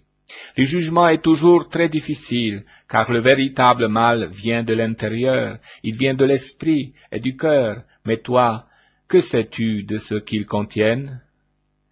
Toi, tu juges d'après les apparences, mais très souvent, de mauvaises actions ont été faites avec de bonnes intentions. Souviens-toi que Dieu sait tirer le bien du mal lui-même, c'est pourquoi laisse-le faire lui. Toi, tu récites maintes fois par jour la prière que je vous ai moi-même enseignée, le Notre Père. Arrête-toi un instant sur ces mots qui devraient faire trembler nombre de mes enfants, lesquels ne savent pas pardonner, et couvent dans leur cœur des désirs de vengeance et d'implacable haine. Pardonne-nous nos offenses, comme nous pardonnons aussi à ceux qui nous ont offensés. Que de choses vous avez tous à vous faire pardonner. Tous vous êtes pécheurs. Votre faiblesse est telle qu'au moment même où vous promettez de ne plus pécher, vous tombez. Et chaque jour vous m'apportez votre fardeau de misère et de faute. Eh bien toi, tu apportes à Dieu tes péchés, et lui te pardonne et oublie tout ce que tu fais contre lui. Mais il te pose une condition, le pardon. Toi, tu n'es pas seul au monde. Tu vis dans ta famille, dans la société, et les membres qui la composent sont tous imparfaits, même les saints. L'incompréhension, la lutte, l'offense sont inévitables. La différence d'opinion, de caractère, d'instruction, d'éducation ferait de la famille et de la société de petits cercles infernaux, et tu sais combien il est douloureux de vivre dans ces milieux où manque la foi et la charité, et où n'existe pas la justice. Ma présence transforme tout. L'observance de ma loi d'amour et de pardon, transforme les milieux en oasis de paix. Cependant, les défauts ne disparaissent pas immédiatement, mais on sait les excuser chez les autres plus que chez soi. On sait comprendre les difficultés d'autrui, en un mot, on sait pardonner. Applique-toi, mon ami, à détruire la haine que le malin va sèmant dans le monde. Commence par toi. J'ai ordonné à mes apôtres de pardonner 70 fois 7 fois, et par là je voulais dire de pardonner toujours. Mais cette même chose, je te la dis à toi aussi, pardonne toujours et oublie. Ta vie sera plus sereine. À quoi cela sert-il que tu entasses dans ton esprit les choses passées qui ont été pour toi source de peine? Rappelle-toi les belles choses qui font du bien à ton âme. Pour le reste, laisse aller. À chaque jour suffit sa peine. Porte partout amour et paix. Jette toujours de l'eau sur le feu. Aime tout le monde, indépendamment de leurs mérites et des offenses qu'ils peuvent avoir faites et des douleurs qu'ils peuvent avoir occasionnées. Aime-les tous, par amour pour moi et en moi, et tu jouiras d'une grande paix. La communion. Mon ami, dit Jésus, écoute-moi, je parle au plus intime de ton cœur, et je demeure avec le Père et avec l'Esprit Saint. Je te parle silencieusement, car je n'aime pas le vacarme. Je te parle dans les recueillements et la prière, qu'elle soit méditation ou prière vocale, pourvu que l'amour en soit la base. Je t'en prie, écoute-moi toujours. Moi, je me réjouis de rester avec toi, j'aime ta compagnie. Mon désir est de demeurer dans les cœurs de tous les hommes. Mais nombreux, très nombreux sont ceux qui demeurent indifférents à mes appels et n'aiment pas rester avec moi. Nombreux sont les bons qui un temps m'aimaient et me désiraient et m'ont abandonné. Ils sont accablés de 1000 pensées et préoccupations, ils sont attirés par 1000 choses matérielles. Certains se souviennent à grande peine d'être en ma présence quand ils se trouvent à l'église. La plupart du temps, ils ne sont devant moi qu'avec leur corps. et je ne te parle pas des âmes sacrilèges qui viennent me recevoir en état de péché mortel. Ma répugnance est très grande lorsque je pénètre dans ce cœur, comme elle serait pour toi si tu t'es placé auprès d'un cadavre en décomposition. Certains ne m'approchent que pour me piétiner. Ils voudraient me détruire, m'anéantir. Je sais qu'ils n'y réussiront jamais, mais leur désir renouvelle en moi la douleur de la crucifixion. Si tu savais de combien d'outrages mon corps est l'objet dans les très saints sacrements. Et cependant, vois-tu, j'ai tout prévu les jours où j'ai institué la très sainte Eucharistie. Et si je n'ai pas renoncé à le faire, c'est parce que j'ai prévu aussi qu'au cours des siècles, des âmes bonnes me recevraient avec amour, feraient de la communion leur délice, leur trésor, leur joie, et que par conséquent, je pourrais déverser sur elles tout mon amour et toutes mes grâces. J'aime demeurer dans le cœur de mes enfants, ne faire qu'un avec eux. Manque de foi et d'amour. Il suffirait d'une communion bien faite pour sanctifier une âme, car ma présence transformerait tout.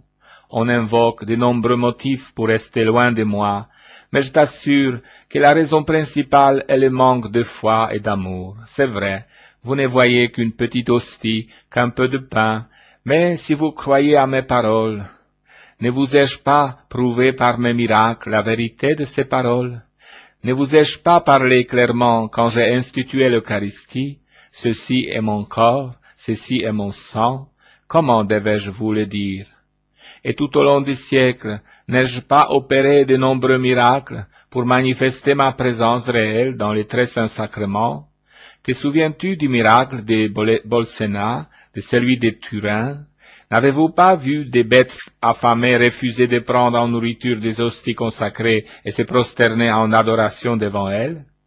La communion n'est-elle pas la nourriture, la force et le soutien de votre âme, comme elle l'a été pour les martyrs, qui en elle ont trouvé la hardiesse de vaincre la mort par leur martyr? Venez, venez à moi, vous tous qui êtes là et ployés sous les fardeaux, vous tous qui êtes dans la douleur et dans le désespoir, vous tous qui ne supportez pas la croix, venez à moi. Je vous ouvrirai mon cœur, et vous en découvrirez les mystères, les trésors de sagesse et de science. Je vous ouvrirai le chemin de la sainteté, je vous ferai mes confidences, je vous enseignerai le secret du bonheur même au sein de la douleur. Venez, venez à moi. Et s'il ne vous est vraiment pas possible de me recevoir, appelez-moi spirituellement en vous. La communion spirituelle peut quelquefois être plus efficace que la communion sacramentelle si l'ardeur avec laquelle vous m'invoquez est grande. Invoquez-moi plusieurs fois par jour dans ton cœur.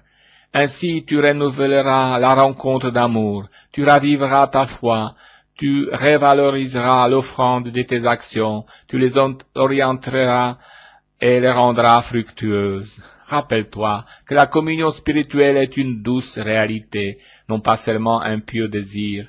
Toi tu m'appelles et moi je viens, et si tu m'appelles, c'est que tu m'aimes.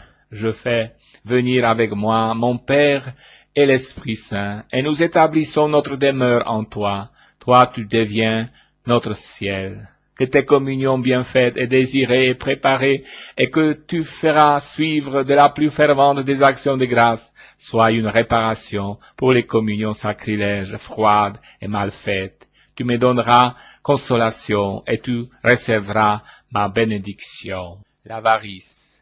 Mon ami, écoute bien, dit Jésus, la leçon que tu vas commencer portera sur le thème de l'avarice. Et je te dis tout de suite, garde-toi bien d'un tel vice. Il est extrêmement odieux au Seigneur, et il apporte beaucoup de malheur à celui qui en est atteint. L'avare ne considère pas ce qu'il possède comme un don de Dieu, mais il fait son Dieu des choses. Il ne songe qu'à son seul bien-être, et ne fait certainement pas don de sa vie à ses frères, mais il ne pense qu'à se procurer des biens à lui-même et à conserver ce qu'il possède. L'avarice est contraire à la charité et à la générosité, vertu si chère à mon cœur, dit Jésus. Les souffrances d'autrui n'émeuvent pas l'avare. Il porte attention à lui-même, à sa santé, à son bien-être, à son confort. Il ne voit pas la nécessité de se priver de quelque chose pour les autres, car il ne considère jamais comme superflu ce qu'il possède, et de ce fait ne pense pas que ce soit un devoir de le donner. L'avare considère Dieu comme le protecteur de ses biens, et il est prêt à se déchaîner contre lui si quelqu'un devait le priver de ce même bien. Tout ce que je t'ai dit se réfère aux avares en général, avares des choses matérielles. Mais ce vilain défaut est aussi le partage des personnes qui fréquentent l'Église et vivent intensément la vie spirituelle. Et ici je te parle de ceux qui voudraient que le privilège et les dons les plus particuliers soient réservés à eux uniquement. Ils en sont jaloux, comme si ce don était breveté. Et non seulement ils ne veulent les faire partager à personne, mais encore ils pensent qu'ils leur sont exclusivement réservés. Cette avarice unie à l'orgueil me déplaît beaucoup plus que l'autre, basée sur les choses matérielles, car elle peut entraîner à de grandes chutes. Celui qui, persuadé de ses propres grandeurs, pense que tout lui est dû, peut facilement se laisser abattre en un moment de privation, au point de perdre la foi et la confiance, sans compter qu'il tomberait probablement dans cet autre péché, très grave lui aussi, celui d'envier la grâce et les dons que d'autres possèdent. Elle donne tout, elle aime tout le monde. Nous avons vu la partie négative de ce péché capital, mais je vais te montrer à quel point il est beau d'agir dans le sens opposé. Quand détaché de tout ce qui la lie aux créatures, qu'il s'agisse des personnes ou des choses, de biens matériels ou spirituels, quand détaché de son moi, de son égoïsme, l'âme s'élance vers son Dieu, elle se sent légère et agile, elle se sent vraiment libre.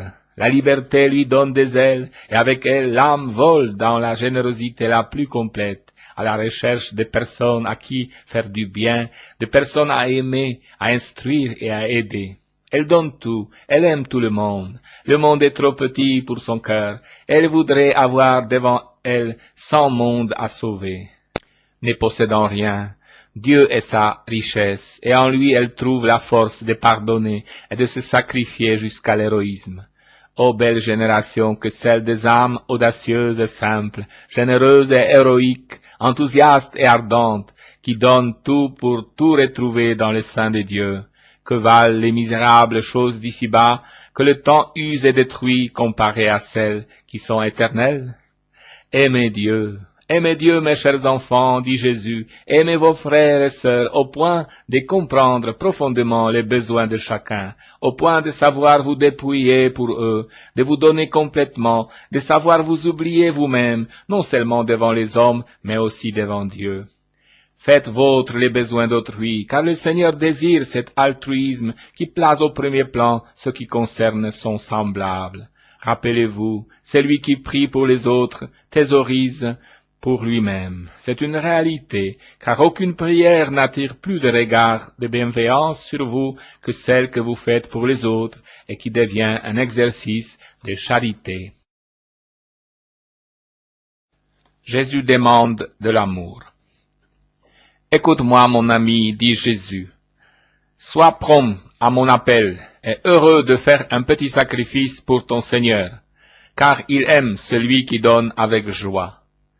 Le Seigneur te demandera toujours quelque chose, mais surtout il demandera ton cœur, dont il est jaloux. Il veut ton cœur, ton amour, il te veut généreux et désintéressé. La froideur qui répugne, la mesquinerie l'attriste. Si tu ne peux faire beaucoup, fais tout ce que tu peux, mais aie d'immenses désirs, car Dieu aime les hommes au grand désir.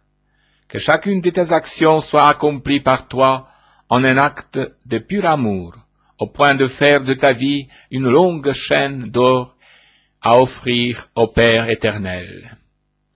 Une pincée d'amour. Dans tout potage, tu mets une pincée de sel, et gare si elle n'y était pas. Eh bien, dans chacune de tes actions, même insignifiantes, mets une pincée d'amour. Amour de Dieu et amour du prochain, qui, en dernière analyse, devient encore amour de Dieu. Celui qui aime ne sent pas la fatigue, ne remarque pas le sacrifice. Tout lui est léger, tout lui est beau. Vois avec quelle joie une maman se sacrifie pour ses enfants. Elle les aime. L'amour rend capable d'héroïsme. À la base de toute sainteté, tu trouveras l'amour. C'est avec justesse que mon cher Augustin disait « Aime et fais ce que tu veux ». Si tu aimes Dieu, il n'est pas possible que tu l'offenses. La prière sans l'amour est comme une harpe dépourvue de son. Sa musique ne monte pas au ciel. La souffrance sans amour ressemble à celle du bœuf qui tire la charrue. Elle est comme une chose insignifiante et sans valeur. Souffrir par force, souffrir stoïquement, c'est comme souffrir inutilement. Là où tu mets l'acte d'amour, tu transformes tout. Tu dois devenir saint. Tu veux te faire saint? Voici le chemin le plus court et le plus sûr. Accomplis avec amour la volonté de Dieu. Plus ton amour sera grand, et plus sera vraie ta sainteté.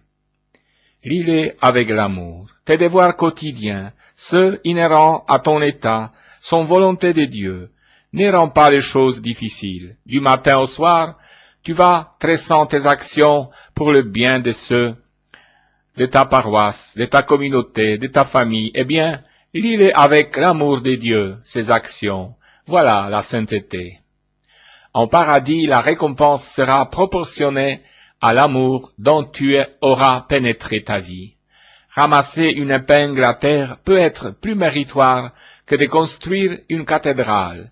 Le mérite est proportionné à l'amour mis dans l'acte. Le Seigneur ne demande pas de grandes œuvres. Celles-là, c'est lui qui les accomplit. Et il choisit les instruments les plus inaptes. Lui, il demande l'amour. C'est un mendiant d'amour. L'amour sauve les âmes à travers moi, dit Jésus. C'est moi qui sauve les âmes par l'intermédiaire de ton amour. Voilà pourquoi ton œuvre peut être grandiose. Par la puissance de ton amour, tu peux rejoindre tous les points de la terre et m'aider à accomplir la rédemption et les saluts. C'est confier à Dieu. Jésus me dit, « Mon ami, te voici à mon service. Les choses varient et les personnes changent, mais moi, je demeure immuable et stable dans mes pensées, dans mes sentiments. C'est pourquoi, je te le répète, confie-toi uniquement à moi, car celui qui se fie à l'homme change et périt avec lui. Toi-même, ne te rends-tu pas compte comme un moment est différent de l'autre? Au moment même où tu décides une chose, tu la penses autrement et tu changes d'avis. C'est la nature humaine, sujette à des continuels revirements. Mais Dieu reste celui qu'il était, qu'il est et qu'il sera. Rien ne change en lui. En lui ne change ni la bonté, ni la beauté, ni la miséricorde, ni la justice, ni la fidélité, ni la providence, ni toutes les qualités les plus belles que tu trouves en lui en quantité infinie. Lui, il est la science, la sagesse et la perfection. Confie-toi à lui, et tu ne périras pas. Sois maître de ton intelligence et de ton cœur pour pouvoir toujours les orienter vers Dieu et les lui donner, à lui qui a le droit de les posséder. Toujours en avant, regarde toujours en avant, tends toujours au but, libère toujours plus ton cœur de tout sentiment qui ne serait pas digne de lui, car ce n'est qu'avec cette liberté que tu pourras voler sur le chemin de la perfection, sans embarrasser tes ailes et sans les rogner. Libère-toi aussi de toi-même, car tu es ton premier ennemi. Quand tu te recherches toi-même, tu recherches ton moi et tu oublies ton Dieu. N'accomplis aucune action pour des motifs humains, mais que tout soit mu par ma volonté, dit Jésus, et ait comme but la vie éternelle. Loue Dieu en toutes choses, car à lui seul sont dus honneur et gloire dans les siècles. Seigneur Jésus, parle-moi, je t'en prie. Jésus me dit, oui, mon ami, ne t'inquiète pas, crois et adore. En son temps, tout apparaîtra clairement. Sache attendre. Ne vous ai-je pas dit, heureux non pas celui qui aura vu et aura cru, mais celui qui aura cru sans voir. Que t'importe si quelques-uns croient et d'autres non, Continue ton travail avec sérénité. Considère les fruits. Si les fruits sont bons, l'œuvre vient de Dieu. Ton œuvre, ta mission, apporte sérénité, paix, amour, harmonie. Eh bien, elle est bonne. Si elle apportait des discordes, des litiges, de la jalousie, tu pourrais douter. Poursuis ton chemin avec sérénité. Fie-toi à moi qui te parle. Moi, je te parle dans le secret. Je te parle sans parole. Mais qu'importe, puisque tu me comprends. J'agis sur le cœur. Moi, dit Jésus, je parle en éclairant les intelligences. J'agis sur le cœur. Je me les volontés. La parole, c'est moi, la parole éternelle du Père. Durant ma vie mortelle, j'ai parlé aux foules avides de ma doctrine, mais depuis l'éternité je parle et j'ai parlé à toute la création. Par ma parole ont été formés les cieux et la terre, les plantes et les animaux, les poissons et les oiseaux. Par ma parole, l'homme a été créé à notre image et ressemblance, à la ressemblance des dieux. Les comprends-tu?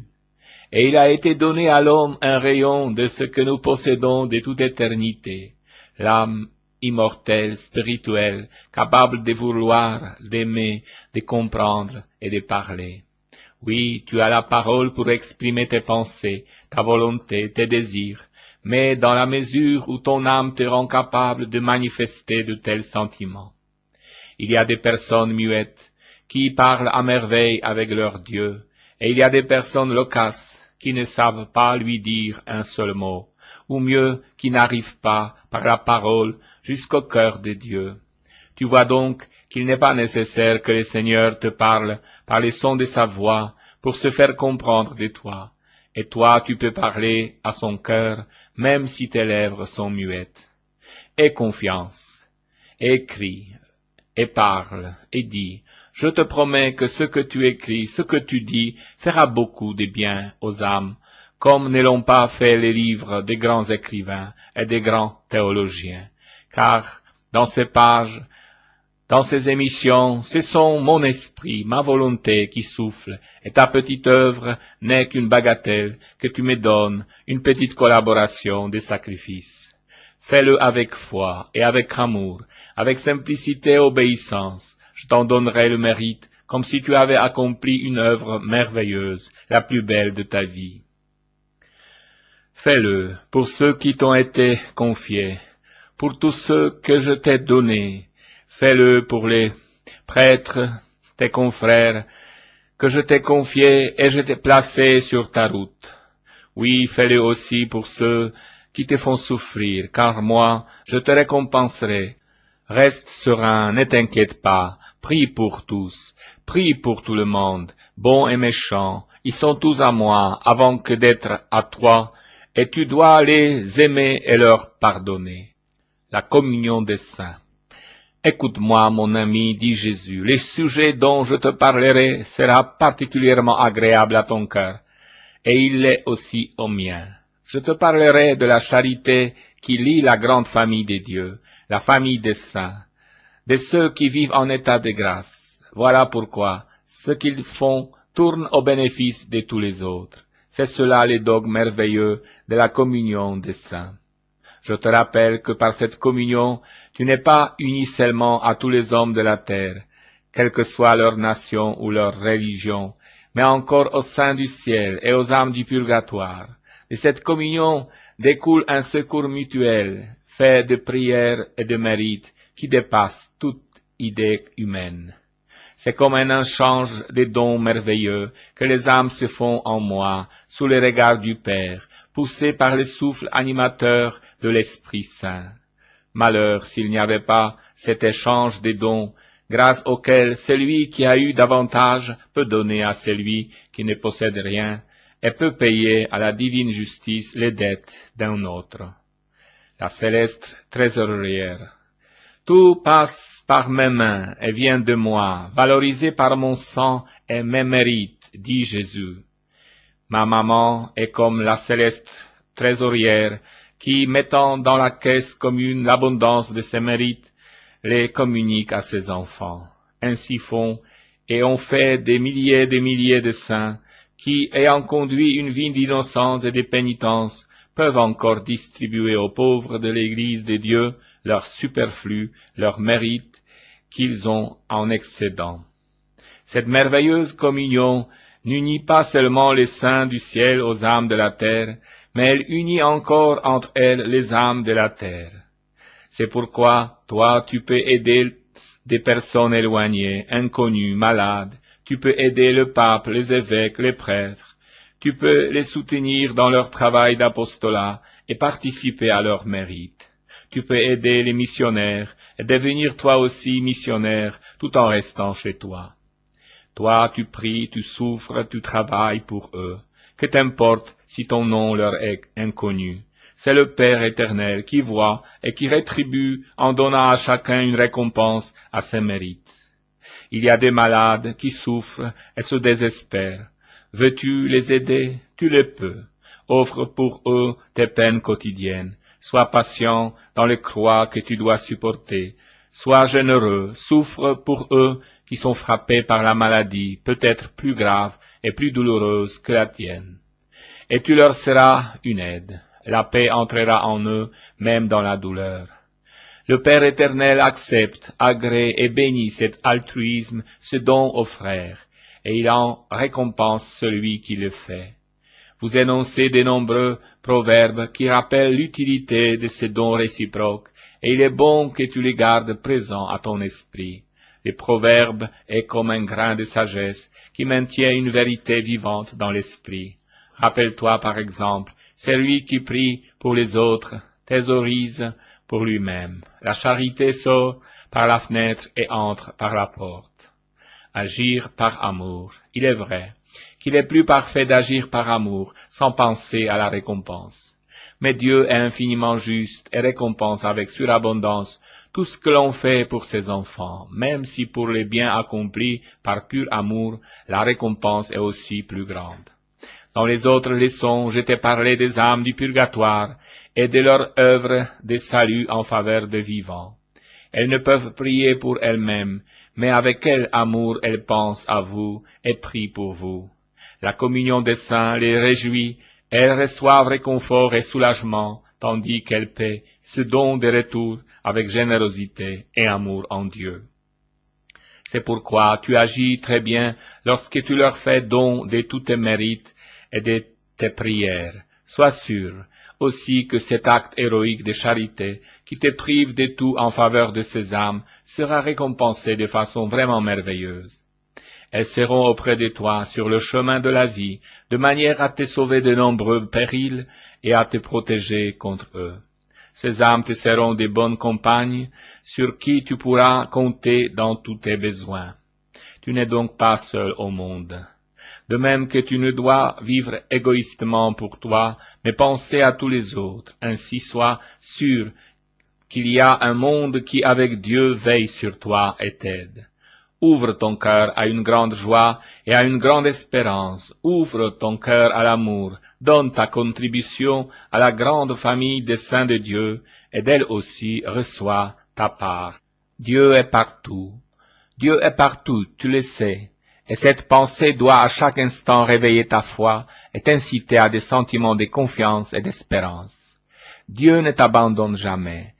Il te tient plongé dans son immensité comme la mer enferme les poissons dans ses eaux.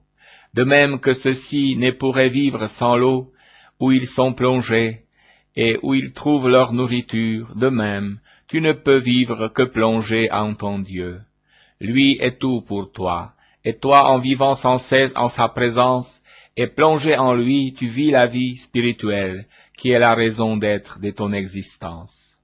Vis en ma présence, et tu seras parfait, dit l'Esprit Saint. Aime parler avec ton Dieu dans la prière, donne ton cœur à ton Dieu. Je te l'ai dit très souvent, Dieu est jaloux de ton cœur, et tu dois le garder uniquement pour lui. Une donation complète. Donne-toi complètement à moi, dit Jésus, accomplis ma volonté avec foi, avec amour, avec joie, à chaque instant de ta vie. Appelle-moi en toi pour que je te remplace. J'entrerai dans ta bouche et je parlerai en toi, et alors ta parole sera efficace. Je penserai dans ton esprit et j'aimerai dans ton cœur. Je sanctifierai tes souffrances, je valoriserai tes œuvres et j'accomplirai moi-même en toi, et toi tu seras uniquement l'un de mes instruments. Imite tous ceux qui l'ont fait dans leur vie et sont devenus parfaits, sont proclamés saints. Mon ami, dit Jésus, sois toujours prêt à exécuter mes ordres et à répondre à mes appels. La lumière vient d'en haut, et la force aussi, mais la volonté que Dieu laisse libre, c'est toi qui dois l'apporter, et de cette démarche dépend ton mérite. Efforce-toi toujours de ton côté de mettre beaucoup de bonne volonté et beaucoup de simplicité. Ne cherche pas la subtilité dans les choses, est-ce bien? Fais-le sans hésiter, sans douter, sans tergiverser. Fais-le pour l'amour de Dieu avec simplicité, en considérant le but qui est celui-ci, la gloire de Dieu et la vie éternelle. Accomplis toujours toutes tes actions dans ce sens, tu seras tranquille et tu t'enrichiras de mérite. Aujourd'hui, je te recommande un recueillement particulier. Appelle l'Esprit Saint sur toi et sur le monde qui va à sa ruine. Prie pour l'Église, pour mon vicaire Benoît XVI, pour les évêques et pour les prêtres. Je te bénis. Mon ami, dit Jésus, je te confirme que ce que tu écris, tout ce que tu dis est un don qui te vient de moi. C'est moi-même qui te le suggère, et ta collaboration est pour toi un devoir auquel tu ne peux te soustraire. Toi, tu agis par illumination, et les enseignements que tu reçois concernent uniquement la vie spirituelle. Et les désirs que j'ai de votre sanctification ne sont pas seulement pour toi, mais pour toutes les personnes que tu approches continuellement. Aimez-moi, dit Jésus, aimez-moi mes enfants, aimez ma maman, et aimez-vous. Mon cœur est assoiffé d'amour, et désire que dans le monde se répande l'amour. Cependant, faites bien attention dans vos affections. Rappelez-vous les commandements de Dieu. Tu aimeras le Seigneur ton Dieu de tout ton cœur, de tout ton esprit, de toutes tes forces. Rappelez-vous le second qui lui est semblable. Tu aimeras le prochain comme toi-même pour l'amour de Dieu. Rappelle-toi aussi ce mot que tu entends souvent répéter. Qui aime son père et sa mère plus que moi n'est pas digne de moi. Aime-moi donc, autant que tu le peux, et aime tout le monde comme toi-même. Mais aime-le en moi et pour moi, si tu veux que tes affections soient saintes et agréables, dignes des récompenses éternelles.